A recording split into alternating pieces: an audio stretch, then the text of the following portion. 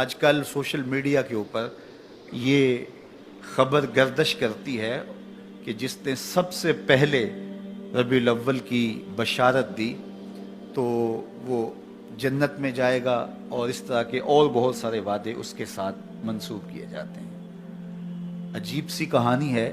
اللہ کے محبوب علیہ الصلوۃ والسلام کا کوئی حکم اس باب میں نہیں ہے، بلکہ حکم یہ ہے کہ جب 29 دن ہو جائیں تو پھر چاند دیکھو، اور اگر چاند نظر آ گیا تو ٹھیک، ورنہ 30 دن پورے کرو۔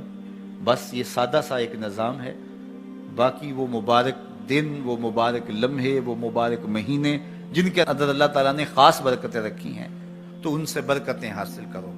تو یہ جو ہم ایک وہ بھیڑ چال کے طور پہ یہ شعر ہونا شروع ہو جاتا ہے کہ فلاں مہینے کی جس نے سب سے پہلے خبر دے دی تو اس پر رسول اللہ کی شفاعت واجب ہو گئی۔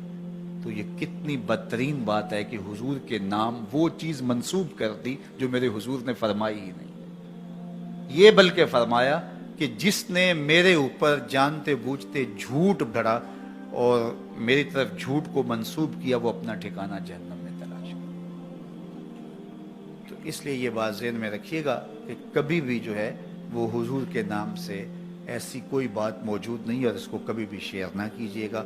باقی آپ خبر دیں یا نہ دیں، جب ربیع الاول آئے گا پورے زمانے کو خبر ہوگی۔ وہ مہینہ طلوع ہو رہا ہے، بلبلیں چہکنے لگیں گی، غنچے مہکنے لگیں گے، کلیاں چٹکنے لگیں گی، ناگہاں ساکن ہواؤں پر روانی آ گئی، اور چمن کے پتے پتے پر جوانی آ گئی۔ آج زانوئے ازل نے صبح پہ انگڑائی لی، اور مسکرا کر ایک کرن نے ہاتھ میں شہنائی لی۔ مخزن اسرار قدرت کے امی پیدا ہوئے، غل ہوا دنیا میں ختم المرسلین پیدا ہوئے۔ تو جب وہ مبارک گھڑیاں، جن گھڑیوں میں صدیاں قبل میرے حضور آئے تھے، تو وہ لمحے آئیں گے تو برکتیں خود آپ روحوں میں اترتی محسوس کریں گے۔ باقی انتظار ضرور کیجئے گا، لیکن ایسی کوئی خبر اور اس طرح کی کوئی حدیث موجود نہیں۔ شہر مدینہ کائنات کی وہ پاکیزہ بستی ہے جہاں حضور رہتے ہیں، اور اہل ایمان کو اس شہر نور کے ساتھ جو قلبی لگاؤ ہے، جو ربط باطن ہے، ان کی روحیں جس طرح اس شہر کی طرف کھچی چلی جاتی ہیں، اور آنکھیں ترستی ہیں اس شہر نور کو دیکھنے کے لیے، اور دل تڑپتے ہیں اس کے نظاروں کے لیے، تو یہ اسی لیے ہے کہ یہاں محبوب رہتے ہیں۔ اقبال نے کہا تھا، خاک طیبہ از دو عالم خوش ترست، آن خنک شہرے کے آنجا دل برست۔ طیبہ کی خاک، طیبہ کی بابرکت مٹی ہمیں دو جہاں سے اس لیے بہتر ہے کہ وہاں محبوب داور جلوہ فرما ہو۔ تو حضور کی وجہ سے وہ شہر خوباں، وہ شہر جمال اور وہ شہر نور عقیدتوں کا مرکز اور محبتوں کا مامن و مسکن ہے، اور اہل ایمان حج کرنے کے بعد اس شہر نور کی حاضری کے لیے ضرور جاتے ہیں۔ میرے حضور نے ارشاد فرمایا، من حج البیت ولم یزرنی فقط جفانی، جس نے بیت اللہ کا حج کیا اور میری زیارت کے لیے نہیں آیا، اس نے میرے ساتھ زیادتی کی ہے۔ مکہ بھی رحمتوں والا ہے، مدینہ بھی برکتوں والا ہے۔ مکے کی شان اور مکے کی رفعت اور عظمت اور مکے کی قدر و منزلت کا کوئی کیا اندازہ کر سکتا ہے، اس لیے کہ وہاں کعبۃ اللہ ہے، لیکن مدینے کی شان کے بھی کیا کہنے، وہاں اللہ کا محبوب ہے۔ اس لیے اہل ایمان مکے کو بھی عزیز سمجھتے ہیں، مدینے کو بھی عزیز سمجھتے ہیں۔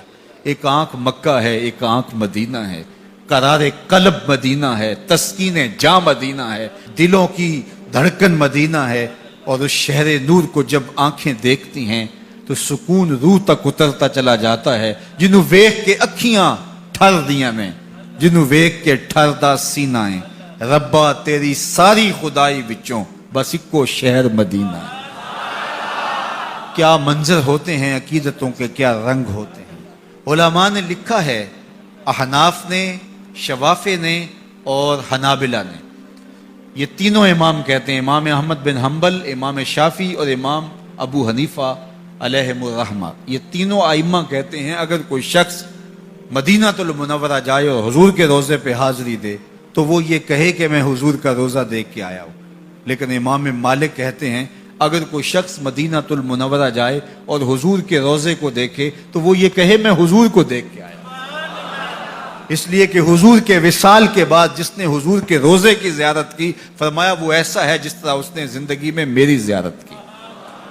تو اس درے نور کو دیکھ کر کے، اس ساوے گنبد کو دیکھ کر کے، اس سبز روضے کو دیکھ کر کے، ان سنہری جالیوں کو دیکھ کر کے وہ احساس ہوتا ہے کہ ہم حضور کے قدموں میں بیٹھے ہیں۔ وہ دیکھو دیکھو سنہری جالی، ادھر سوالی ادھر سوالی، عجیب رنگتیں، عجیب انداز اور محبتوں کی برستی ہوئی برکھا، عقیدتوں کے بکھرے ہوئے رنگ، سوالی جھولیاں لیے کھڑے ہیں، لیکن ہر ایک کی جھولی بھری جا رہی ہے، خیرات دی جا رہی ہے، انوار کی برکھا برس رہی ہے، روحوں کی پیاس بجھ رہی ہے۔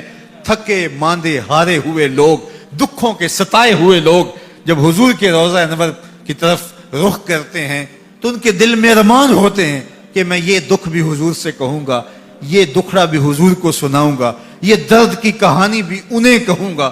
لیکن جب روبرو مواجہ انور کے ہوتے ہیں کوئی دکھ یاد ہی نہیں رہتا۔ ظہوری نے تو قلم توڑ دیا، دکھ درد کے ماروں کو غم یاد نہیں رہتے، دکھ درد کے ماروں کو غم یاد نہیں رہتے، جب سامنے آنکھوں کے غم خار نظر آئے۔ اللہ اکبر، مکے کی فضاؤں میں، طیبہ کی ہواؤں میں ہم نے تو جدھر دیکھا سرکار نظر آئے، بس یاد رہا اتنا سینے سے لگی جالی، پھر یاد نہیں کیا کیا انوار نظر آئے۔ اللہ اکبر، تو وہ کیا منظر ہوتا ہے، وہ کیا گھڑیاں ہوتی ہیں جب زائر حج کے بعد یہاں حاضر ہو رہا ہوتا ہے اور آقا کریم علیہ السلام اس پہ کیسی شفقتیں کرتے ہیں۔ یہ بیان کرنے اور گفتگو میں سمونے کا مضمون نہیں ہے، یہ کیفیات ہیں جو محسوس کی جا سکتی ہیں۔ بخدا لذت ای میں نہ شناسی تا نہ چشی، کہ یہ لذت تو جب تک چکھے گا نہیں اس کی پہچان تجھے ہو ہی نہیں سکتی ہے۔ تو میری دعا آپ سب کے نام ہے کہ اللہ آپ سب کو بار بار حج بیت اللہ اور زیارت روضہ رسول صلی اللہ علیہ وآلہ وسلم نصیب فرمائے۔